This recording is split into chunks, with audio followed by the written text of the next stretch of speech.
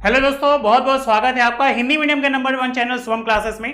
जैसा कि आप जानते हैं, मेरा नाम सुनील चौधरी है और ये जो क्लासेस है वो अनअकैडमी से अफिलिएटेड है। तो अनअकैडमी से भी बहुत सारे बच्चों का बहुत अच्छा रिस्पांस आया है और हमारे खुद के बच्चे, जैसे कि नाम लेने की बार बार जरूरत नहीं है, हमारे इतने प्यारे प्यारे बच्चे हैं जिनका साथ बहुत अच्छा है। उनका कहना है कि सर 2 चैप्टर हम लोग बहुत अच्छे स्टडी कर चुके और हम लोग अपने इस लास्ट चैप्टर के लास्ट टॉपिक पे आ गए, मतलब विलियन चैप्टर के लास्ट टॉपिक पर आ गए, जिसका नाम क्या है?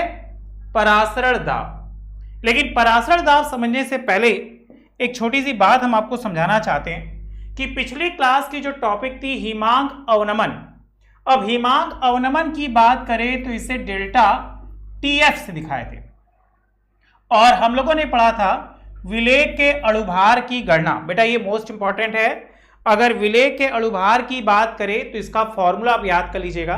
जैसा कि आपको कहते हैं कि बार बार फॉर्मूले आप लोग नोट करते हैं, एक जगह नोट करिए, रजिस्टर में नोट करिए, चार्ट पेपर में नोट करिए, या जहां नोट करिए आपको याद होना चाहिए।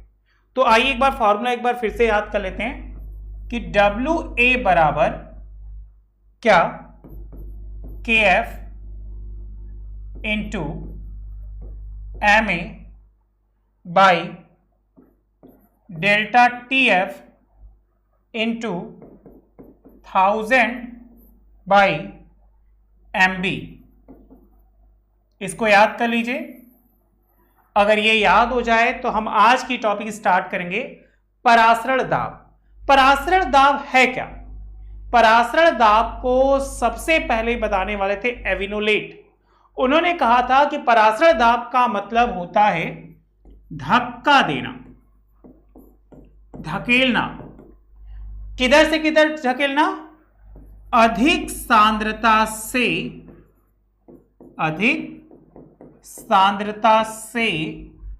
कम सांद्रता की ओर। अगर हम अधिक सांद्रता से कम सांद्रता की ओर जा रहे हैं तो एक झिल्ली से होकर जाते हैं और उस झिल्ली को कहते हैं एसपीएम। एसपीएम का full form semi permeable membrane, जिसको हिंदी में कहा जाता है अर्ध पारगम्य झिल्ली। कौन सी झिल्ली? अर्ध पारगम्य झिल्ली।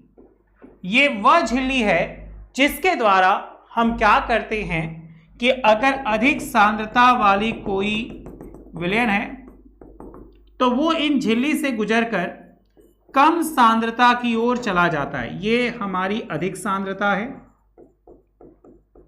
ये हमारी कम सांद्रता है। तो हमेशा इस बात को नोटिस करिएगा कि ये झिल्ली किधर से किधर की ओर बहेगी और इस पे लगने वाला जो दाब है उसी दाब को परासरण दाब कहा जाता है। उम्मीद करते हैं आपको ये बात समझ में आई होगी। अगर हम बात करें एसपीएम की तो एसपीएम वह झिल्ली होती है, जैसे अगर उदाहरण की बात करें तो आपको याद करिए कि समुद्री जल का क्या? विलवणीकरण।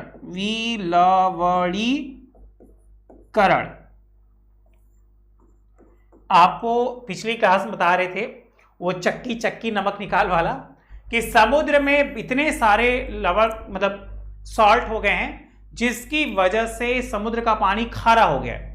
तो उन खारे पानी से हम जब लवण मतलब नमक को निकालते हैं तो मार्केट में सप्लाई करते हैं, तो उनमें जो यूज की जाती है वो परासरण दाब की विधि अपनाई जाती है। उम्मीद करते हैं अगर आपको समझ में आई होगी तो इतना कॉपी कर लीजिए। हम थोड़ी देर के लिए बोर्ड से हट जा रहे हैं। इसके बाद हम लोग क्या करेंगे, इस टॉपिक को समझते हैं आखिर हमें क्या कहा जा रहा है। देखिए, हम लोग को जाननी है क्या? परासरण दाब। परासरण दाब की बात करें तो उम्मीद करते हैं आपको ये टॉपिक बिल्कुल क्लियर रही होगी। याद करिए, क्या परासरण दाब एविनोलेट ने दिया था। देखिए समझिए इसको कि परासरण दाब को किसने दिया, ये आपका रिवीजन भी हो जाएगा। एविनोलेट ने दिया था, जिसका तात्पर्य है धक्का देना, जो भी कुछ देर पहले ही आपको बता रहे थे। एविलोट ने कहा जिसका तात्पर्य है धक्का देना। अर्धपारगम्य झिल्ली द्वारा विलायक के कणों का अधिक सांद्रता से कम सांद्रता की ओर जाना, या अर्धपारगम्य झिल्ली द्वारा विलायक के कणों का कम सांद्रता से अधिक सांद्रता की ओर जाना। वह द्रव जिसमें एस्थेटिक दाब हो अर्धपारगम्य झिल्ली से विलायक के कणों के गमन को रोक देता है। इसे आर से प्रदर्शित करते हैं। अगर क्वेश्चन होगा इससे किससे प्रदर्शित करते हैं तो आर से। हम लोगों ने प्रतिलोम परासरण देखा कि यह परासरण के विपरीत की क्रिया जिसमें दाब लगाकर विलायक के कणों के गमन को कम संख्या से अधिक संख्या की ओर किया जाता है, जिसमें आपको समुद्री जल का विलवणीकरण बताए थे। और जाते जाते आपको यह फॉर्मूला बताए थे कि विलेय के अणुभार को आदर्श गैस समीकरण दिखाते जिसको पीवी इक्वल टू एनआरटी कहते हैं। तो फॉर्मूला लिखा था आर बराबर सी आर टी, और यही क्वेश्चन आपको दिए थे, याद करिए। 200 सेंटीमीटर क्यूब आयतन के 1.26 ग्राम में प्रोटीन का 300 केल्विन पर मोलर द्रव्यमान बताइए तो परासरण दाब कितना। तो विलेय का द्रव्यमान इतना, विलयन का आयतन इतना, आर का मान इतना, टी 300। तो फॉर्मूले में रखा, फॉर्मूला हम लोग का था एम बराबर, समझिए फॉर्मूले को भाई, क्या कहा फॉर्मूला, W बराबर M R T by R भी। एम का मान इतना, आर का मान हम लोग जानते इतना, टी का मान 300, परासरण दाब दिया था, बी का मान 200। कैलकुलेट करने पर आया कितना, 6.036 ग्राम। अगर आपको न्यूमेरिकल क्लियर रहा होगा तो यस सर में आंसर दीजिए। वैसे बहुत सारे बच्चों को कमेंट आया, अच्छा लगा, ठीक है। उसके बाद हम लोगों ने एक क्वेश्चन ये भी दिखा क्या कि 0 डिग्री सेल्सियस पर 5% यूरिया के परासरण दाब की गणना कीजिए। तो यूरिया की मात्रा 5 ग्राम, विलेन का मात्रा 100 ml, टी का मान इतना, आर का मान इतना। तो सेम फॉर्मूला रख दिया, कैलकुलेट करने पर आया 0.01287। इसके बाद ये आपको नहीं पढ़नी है।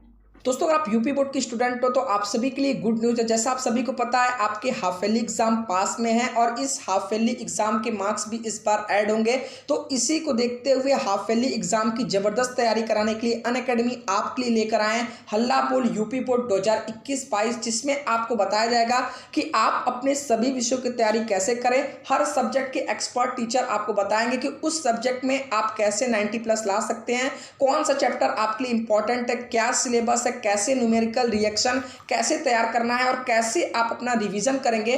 और 3 साल के पेपर में जो एमसीक्यू क्वेश्चन आए थे उनका लाइव सॉल्यूशन इस क्लास में कराया जाएगा। तो जितने भी स्टूडेंट देख रहे हैं, अगर आप यूपी बोर्ड के हो तो आप इस क्लास में जरूर इनरोल करो। डिस्क्रिप्शन में मैंने लिंक दिया, ये बिल्कुल फ्री ऑफ कॉस्ट है, लेकिन आपको वहां पर इनवाइट कोड में शुभम यूपी 10 ये कोड जरूर डालना, तभी आप इस क्लास में फ्री में इनरोल कर सकते हो। सभी क्लासेस की लिंक डिस्क्रिप्शन में है, अभी जाकर इनरोल कर लो, बिल्कुल फ्री ऑफ कॉस्ट है। इसमें आपको एक प्रॉपर पता चल जाएगा कि अब आपको कैसे अपनी तैयारी। हम लोग सीधे आ जाते हैं वांट हाफ गुणांक पे, मोस्ट इंपॉर्टेंट, ठीक है। क्या भाई, वांट हाफ गुणांक मोस्ट इंपॉर्टेंट। असामान्य मोलर द्रव्यमान को समझाने के लिए एक वैज्ञानिक जिनका नाम वांट हाफ था, उन्होंने एक प्रतीक को किससे दिखाया, आई प्रस्तुत किया। इस आई को ही क्या कहा, वांट हाफ गुणांक। इसका मतलब होता है इनके अनुसार अणुसंख्यक गुणधर्मों के प्रेक्षित और सैद्धांतिक मानों का अनुपात वांट हाफ गुणांक कहलाता है। अगर बात होगी तो इसको याद कर लीजिए कि असामान्य मोलर द्रव्यमान को समझाने के लिए वांट हाफ ने आई प्रस्तुत किया, जिसका मतलब होता है कि अणुसंख्यक गुणधर्मों के प्रेक्षित सैद्धांतिक 2 मान होते हैं, एक मान जो हमें याद रहता है और एक मान जो हम लोग विभिन्न मानों को रखकर निकालते। तो ऐसे मान को ही शैक्षिक या सैद्धांतिक मानों से समझा जा सकता है। एक फॉर्मूला याद कर लीजिएगा कि I बराबर वियोजन या संगुणन।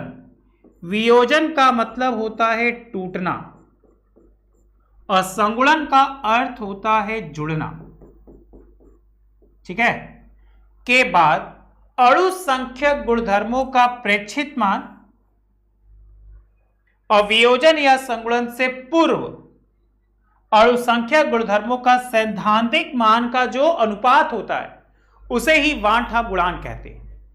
इसको लिख लीजिए, समझ लीजिए। कोई डाउट है तो मुझे बताइए, फिर आपके डाउट्स को आगे क्लियर किया जाए। और क्लियर है तो यस सर में आप आंसर दीजिएगा कि यस सर क्लियर है, हम आपकी बातों को समझ जाएंगे, फिर आगे चलेंगे। आइए इस चीज को समझते हैं कि प्रेक्षित मान और सैद्धांतिक मान क्या है, क्या कह रहे हैं। देखिए,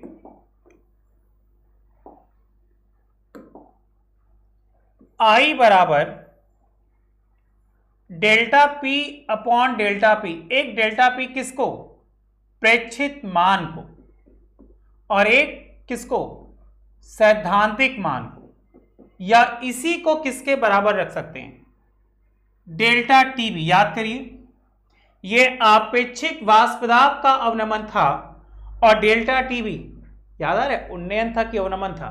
यही छोटे छोटे मान याद करने कि इसके प्रेक्षित और सैद्धांतिक मान या डेल्टा टीएफ के प्रेक्षित और सैद्धांतिक मान या परासरण दाब के प्रेक्षित और सैद्धांतिक मान। याद करिए, आपको ऐसे याद कराए थे। Step 1, step 2, step 3, step 4।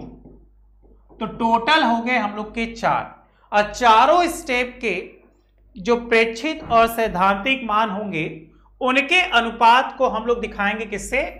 वान हाफ गुणांक से। याद करिए, स्टेप 1 स्टेप 2 करके बता रहे थे, तो क्या पाया?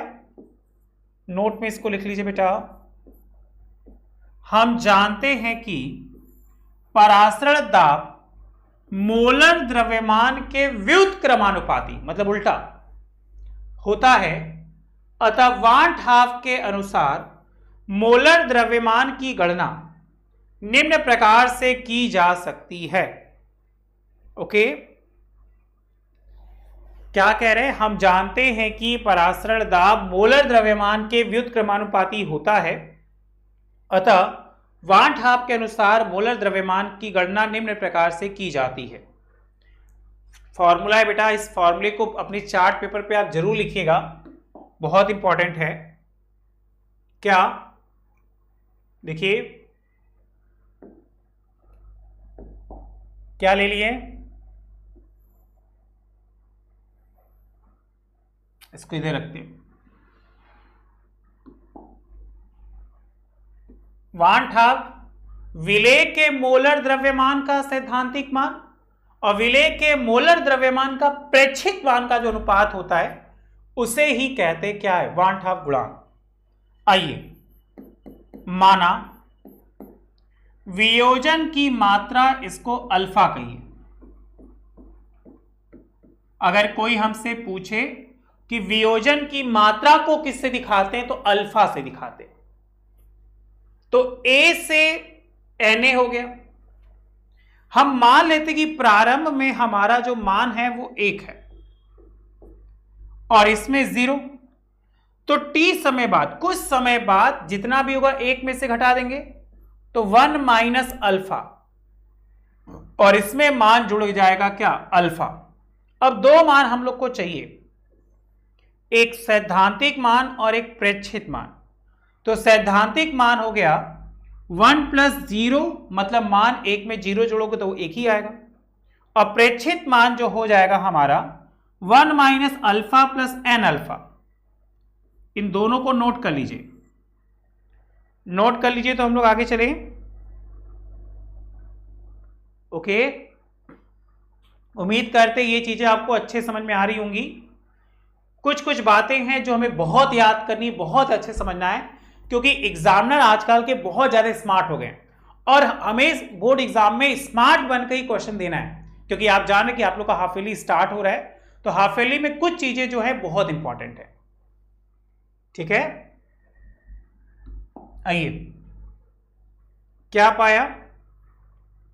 वान हाफ गुणांक का मान हो गया प्रेक्षित मान अब हम लोगों ने थोड़ी देर पहले प्रेक्षित मान क्या देखा कि हम लोग के पास जो प्रेक्षित मान आया था वो 1 minus alpha plus N alpha था, और जो सैद्धांतिक मान था वो 1 प्लस 0 बराबर 1। तो इसी मान को इस फॉर्मूले में रख दिया कि वांट हाफ गुणांक प्रेक्षित मान बटे सैद्धांतिक मान। प्रेक्षित मान रख दिया ऊपर, सैद्धांतिक मान रख दिया नीचे। तो अब क्या किया, इसमें से एक को माइनस कर लीजिए, उसको इधर ले आइए। तो 1i minus 1 equal to N alpha minus alpha. क्यों? क्योंकि इसमें से हम अल्फा को कॉमन करेंगे। देखिए ये 1 आ जाएगा यहां, तो प्लस है तो माइनस हो जाएगा, और यहां से अल्फा कॉमन करने के लिए इन दोनों को पास में कर लिए। अब जब अल्फा कॉमन हो गया तो यहां से n माइनस 1 बच गया। तो अल्फा बराबर क्या हो गया, i minus 1 upon n minus 1। इसी को कहा गया वियोजन की मात्रा। उम्मीद करते हैं अगर आपको समझ में आई होगी तो कमेंट बॉक्स में आप कमेंट करिएगा। अगर कोई डाउट होगा तो भी बताइएगा बच्चों, हम आपके डाउट्स को जरूर क्लियर करेंगे। एक क्वेश्चन और एग्जाम में हमसे पूछता है कभी कभी संगुणन बताइए, तो संगुणन के लिए समझिए भाई, संगुणन की मात्रा, संगुणन की मात्रा को अल्फा से दिखाते क्या मान लेते हैं। संगुणन की मात्रा देखिए, प्रारंभ में na 1 माइनस ए, तो ये हो गया प्रारंभ में 1 और t समय बाद 1 माइनस अल्फा। फिर से वैसे ही सैद्धांतिक मान हमारा क्या निकला, देखिए सैद्धांतिक मान निकला 1 माइनस 0। देखिए इस बार इस दोनों को लो 1 माइनस 0, और t समय बाद वो प्रेक्षित मान। अरे जिसको अनुमान लगाए वो सैद्धांतिक, और जिसको हम कैलकुलेशन सॉल्व की जैसे मान रखकर सॉल्व करते वो सारे के समान क्या, प्रेक्षित। तो क्या हो गया 1 minus alpha plus alpha by N. तो फॉर्मूला लिख रहा i बराबर प्रेक्षित मान बटे सैद्धांतिक मान। क्लियर, प्रेक्षित मान बटे सैद्धांतिक मान। अब हमें करना है कैलकुलेशन। कैलकुलेशन के लिए देखिए हम लोगों ने ऊपर देखा था कि जो प्रेक्षित मान था,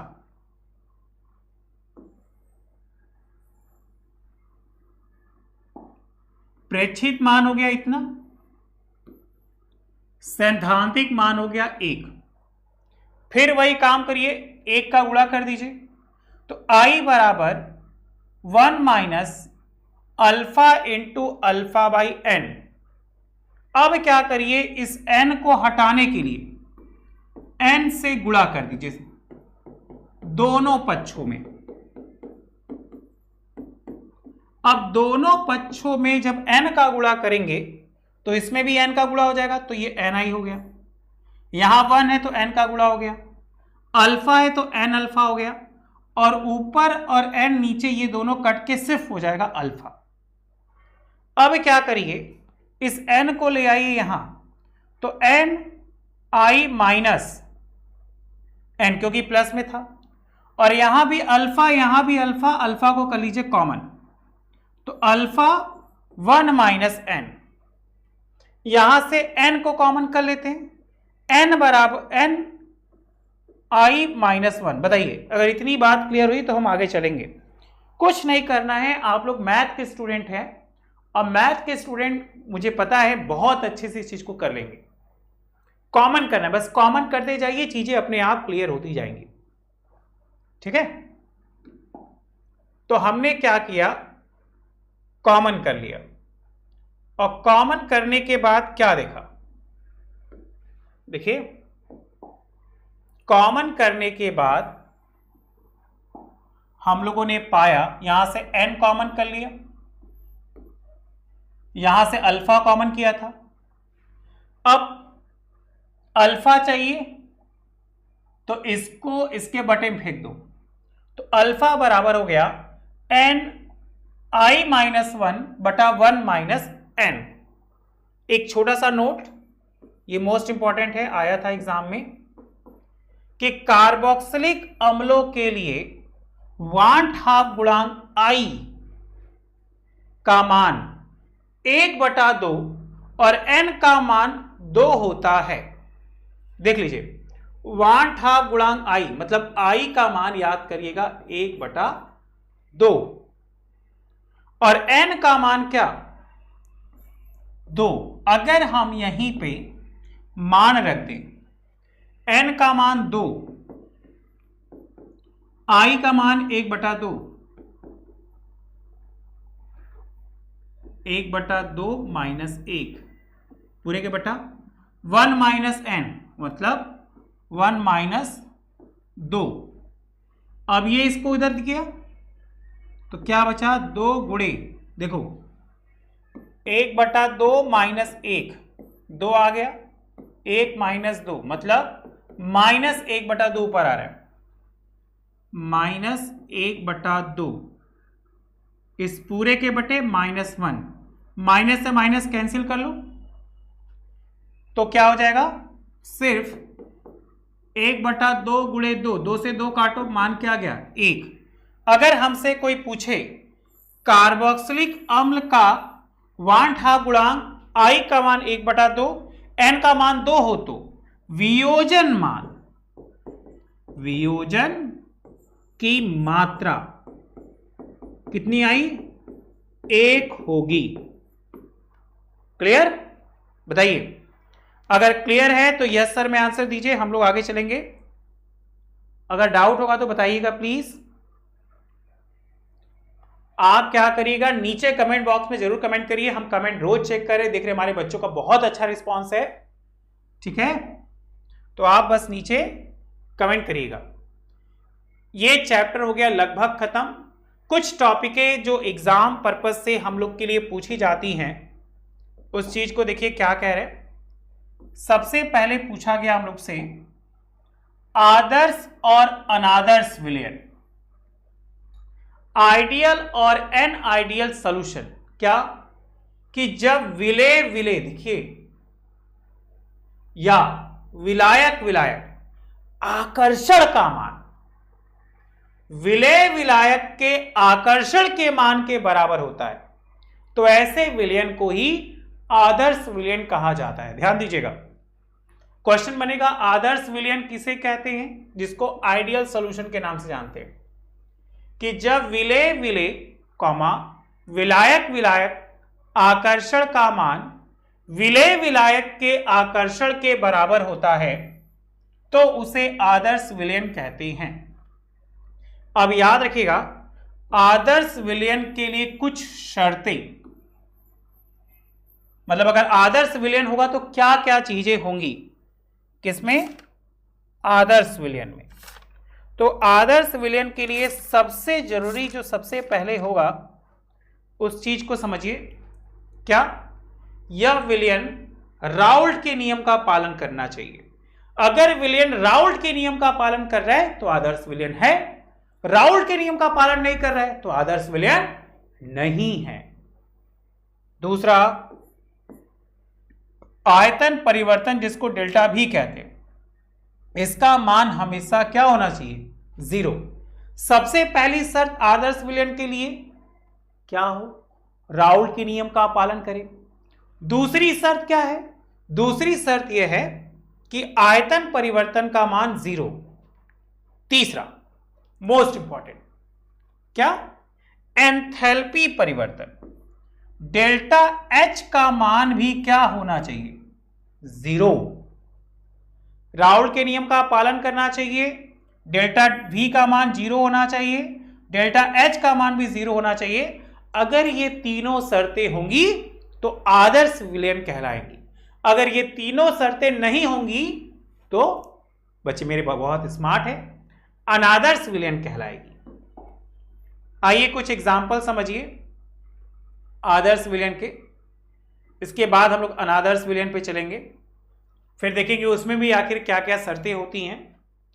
तो सबसे पहले अगर हम शर्तों की बात करें तो याद रखिएगा, ये 2012 से लेकर 2018 के बीच में आए हुए उदाहरण हैं कि हेक्सेन हेप्टेन होगा, CH3OH और CH2OH होगा। याद रखिएगा 2012 से 2018 तक C2H5Cl मतलब विलय विलय विलायक विलायक विलय विलायक का आकर्षण हमेशा मान 0।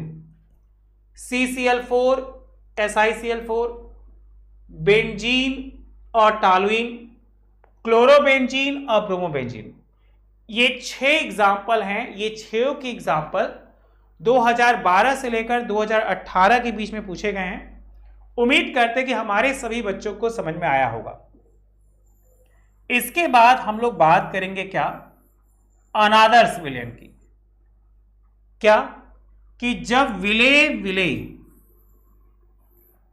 विलायक विलायक आकर्षण का मान विलय विलायक के बराबर, ध्यान दीजिएगा, नहीं होता। हम लोगों ने देखा उसमें होता है, विलय विलायक के आकर्षण का मान बराबर होता है तो आदर्श, और जब विलय विलायक के आकर्षण का मान बराबर नहीं होता है तो अनादर्श।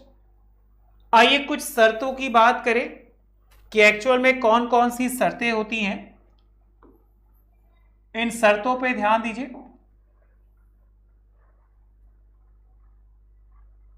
क्या क्या शर्तें होनी चाहिए भाई?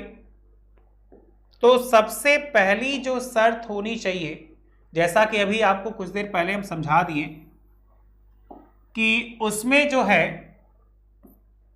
राउल्ट के नियम का पालन कर रहा था, यहां राउल्ट के नियम का पालन नहीं करेगा, इजी। राउल्ट के नियम का पालन करेगा तो आदर्श विलयन, राउल्ट के नियम का पालन नहीं करेगा तो अनादर्श विलयन।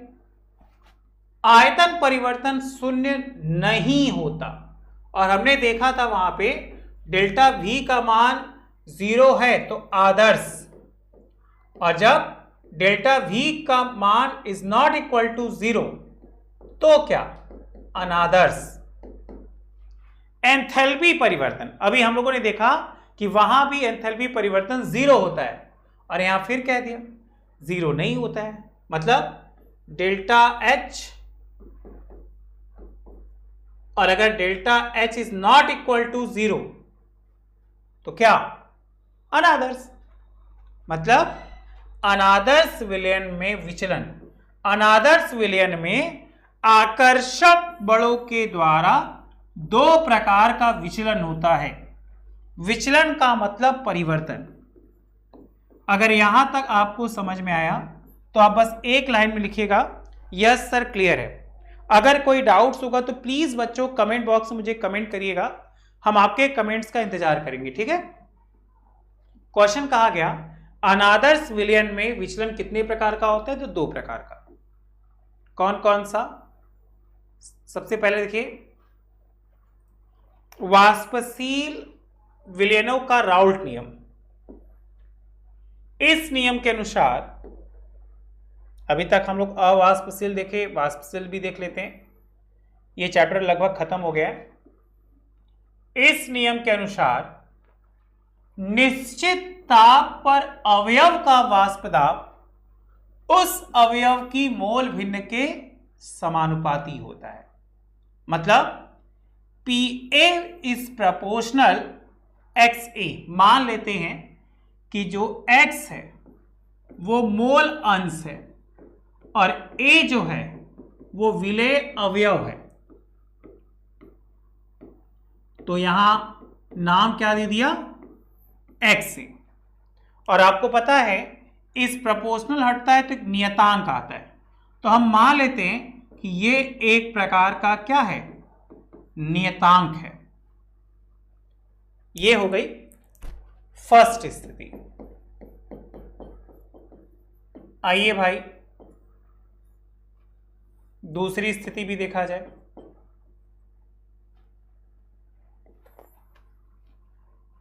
यहां पे सेकंड स्थिति, इस बार हम लोग B लेके चल रहे, तो PB इज प्रोपोर्शनल XB। फिर से X ये है और B अवयव है, यहां पे इसको खींचकर समीकरण नंबर 1 मान लेते हैं। तो PB equal to P not, देखिए इस प्रोपोर्शनल हटा तो ये आ गया, और इसको हम लोग खींच के मान लेते हैं समीकरण नंबर 2। उम्मीद करते हैं बच्चों आपको समीकरण नंबर 1 और समीकरण नंबर 2 आ गई होगी। आप लोगों से रिक्वेस्ट है कि प्लीज नोट्स बनाते चलिए। अगर बच्चों नोट्स बनाते चलेंगे तो हमारा वीडियो और तैयारी दोनों बहुत अच्छा होगा। तो क्या पाया भाई, दोनों को हमको जोड़ देना है। हम लोग ने देखा था समीकरण 1 में ये, समीकरण 2 में। अब इन दोनों को प्लस कर दीजिए तो हो गया कुल पी ए कितना, पी, देखिए पी ए हो गया हमारा P not X A plus P B हो गया हमारा पी नॉट एक्स बी। अब देखने को ये कॉमन दिख रहा है तो इसको कॉमन कर लीजिए। तो पी नॉट को कॉमन कर लिए तो अंदर क्या बचा, सिर्फ एक्स ए और एक्स बी।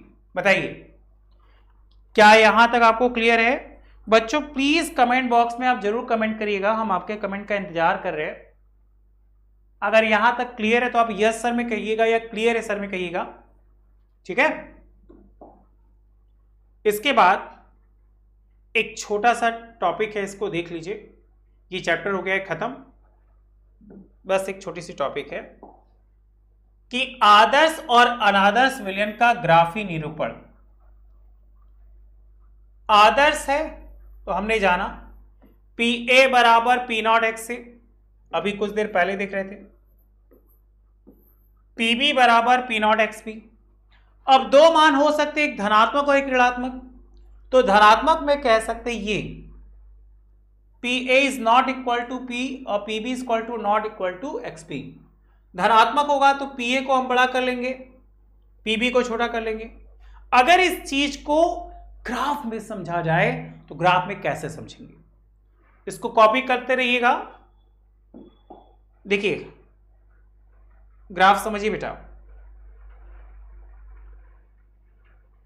ग्राफ में क्या कह रहे हैं, सारे मान आपको दिए हुए हैं, बस धनात्मक ऋणात्मक समझना है कि धनात्मक ऋणात्मक कैसे होगा। कैसे होगा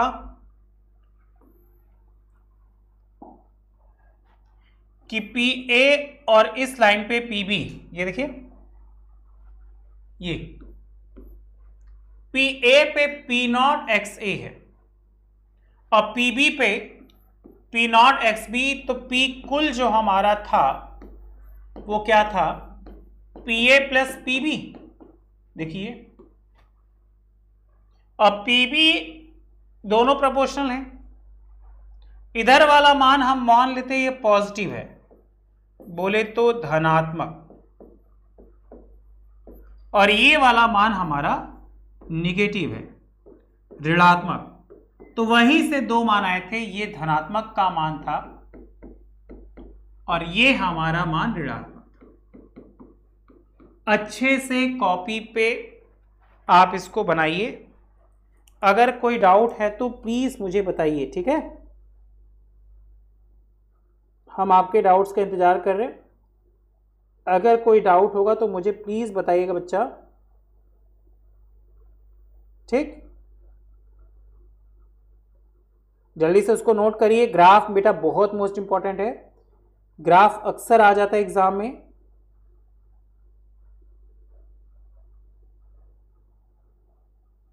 चलिए हम आगे बढ़ रहे हैं, यहां तक क्लियर होगा। बस बस खत्म है, मुश्किल से एक आध टॉपिक, उसके बाद खत्म। क्या स्थिर क्वाथी मिश्रण, ये एक ही बार पूछा, उसके बाद नहीं पूछा, लेकिन फिर भी जैसा कि हमारा ऑनलाइन क्लास है तो हम ऐसा नहीं चाहते कि कोई भी चीजें छूट जाए। स्थिर क्वाथी मिश्रण क्या है? स्थिर क्वाथी मिश्रण पर जब द्रव व वाष्प अवस्था, द्रव और वाष्प अवस्था साम्य में होती है तो बने मिश्रण को स्थिर क्वाथी मिश्रण कहते हैं। यह मिश्रण दो प्रकार का होता है।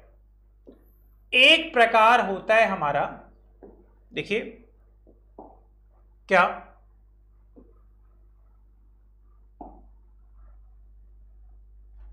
न्यूनतम स्थिर क्वाथी, दूसरा अधिकतम स्थिर क्वाथी। न्यूनतम, इसमें विलयन का क्वथनांक उसमें उपस्थित अवयवों के क्वथनांक से कम होता है, जैसे धनात्मक विचलन कहते हैं। आपको वाट-हाफ गुणांक तक ही याद करना है। ये चीजें जो हैं वो हम आपको बोनस में दे रहे हैं कि आपको याद हो जाए। और अधिकतम स्थिर क्वाथी क्या है? इसमें विलयन का क्वथनांक उसमें उपस्थित अवयवों के क्वथनांक से अधिक होता है, जैसे ऋणात्मक विचलन। अभी बता रहे थे ना कि धनात्मक विचलन और ऋणात्मक विचलन। तो धनात्मक विचलन के लिए हम लोगों ने पाया ये, और ऋणात्मक विचलन के लिए पाया ये, कि इसे न्यूनतम स्थिर क्वाथी की नाम जानते हैं। इसमें विलयन का क्वथनांक उसमें उपस्थित अवयवों के क्वथनांक से कम होता है, जैसे धनात्मक विचलन। अधिकतम स्थिर क्वाथी, इसमें विलयन का क्वथनांक उसमें उपस्थित अवयवों के क्वथनांक से अधिक होता है, इसको हम ऋणात्मक विचलन कहते हैं। उम्मीद करते हैं मेरे बच्चों को दोनों विचलन समझ में आया होगा, धनात्मक भी और ऋणात्मक भी। ठीक, कॉपी करिए, कॉपी करिए, आगे चला जाए। एक छोटा सा नोट्स है कि स्थिर क्वाथी मिश्रण को प्रभाजी आसवन द्वारा पृथक नहीं किया जा सकता। यह क्वेश्चन पूछा था 2016 में। क्या कि स्थिर क्वाथी मिश्रण को क्या प्रभाजी विचलन द्वारा अलग किया जाता है? तो नहीं, कि स्थिर क्वाथी मिश्रण को प्रभाजी आसवन विधि द्वारा पृथक नहीं किया जा सकता। बताइए, क्या ये इस लाइन में किसी कोई डाउट है? नहीं, ये चैप्टर हो गया हमारा पूरी तरह खत्म। उम्मीद करते हैं आज की क्लास में हमारे बच्चों को ये चैप्टर खत्म हो अच्छे समझ में आया होगा। देखिए, जैसा कि आप जानते हैं केमिस्ट्री, तो केमिस्ट्री के 3 पार्ट है ना? क्या पूरी केमिस्ट्री के 3 पार्ट हैं? नंबर 1 फिजिकल, दूसरा ऑर्गेनिक, और तीसरा इनऑर्गेनिक। अब जैसा कि आप जानते हैं ऑर्गेनिक हम लोग के हाफ ईयरली में नहीं आएगा, और हम लोग फिजिकल के 2 चैप्टर पढ़ चुके, तो सोच रहे क्यों ना इनऑर्गेनिक स्टार्ट कर दे नेक्स्ट क्लास में। कैसा रहेगा? अगर अच्छा रहेगा तो आप कहिएगा कमेंट बॉक्स में, यस सर स्टार्ट करिए। हमने फिजिकल के 2 चीजें पढ़नी, एक ठोस अवस्था हो गया फिनिश, और एक हो गया विलयन। और सिर्फ फिजिकल पढ़ के ही पास नहीं हो सकती, हमें ऑर्गेनिक और इनऑर्गेनिक भी पढ़ना है। और जैसा कि इनऑर्गेनिक की बात करेंगे तो आपको याद है कि इनऑर्गेनिक में हमारा हाफ ईयरली आएगा, लेकिन ऑर्गेनिक नहीं आएगा। तो हमें याद रखिएगा कि क्या पढ़ना है। ओके, और आज के जो टॉपिक हम लोग स्टार्ट किए वो पराशर दाब स्टार्ट किए। उम्मीद करते हैं पराशर दाब मेरे बच्चों को समझ में आया होगा। उसके बाद हम लोगों ने वाट-हाफ गुणांक देखा। वाट-हाफ गुणांक भी मेरे बच्चों को समझ में आया होगा। इस ग्राफ को देखा। उम्मीद करते हैं कि ग्राफ में आपको किसी भी प्रकार की कोई प्रॉब्लम नहीं होगी। अब हम आपसे एक ही रिक्वेस्ट कर रहे हैं कि बहुत जल्दी ही हम आपको ठोस अवस्था और विलयन अवस्था का एमसीक्यू सॉल्व करवाएंगे। तो बेटा आपसे एक रिक्वेस्ट है कि सभी को अच्छे से रिवीजन कर लीजिए, तब हम लोग उसको सॉल्व कर पाएंगे। और आज की क्लास में आपको आदर्श और अनादर्श विलयन भी समझ में आया होगा। ये आदर्श विलयन के कुछ एग्जाम्पल हैं, इनको याद कर लीजिएगा। और बहुत ही मोस्ट इंपॉर्टेंट जो हमारा वियोजन का मान था, इसको याद कर लीजिए। इसमें हम लोगों ने पाया कि जब कार्बोक्सिलिक अम्लों के लिए वाट-हाफ गुणांक I का मान 1/2 और N का मान 2 है, तो वियोजन का मात्रा 1 आ रहा था। फॉर्मूला याद कर लीजिए, अल्फा बराबर N ब्रैकेट में I - 1 और 1 - N। I वांठा गुणांक है जिसको प्रेक्षित मान और सैद्धांतिक मान कहते हैं। ठीक है, वांठा गुणांक क्लियर हुआ, हमारा ये चैप्टर क्लियर हुआ। ऑर्गेनिक समझ में आ गया कि ऑर्गेनिक हम लोग फिजिकल पढ़ रहे हैं, फिजिकल का ये दोनों चैप्टर हो गया क्या, फिनिश्ड। और बहुत जल्दी ही हम दोनों चैप्टर के एमसीक्यू भी आपको देंगे।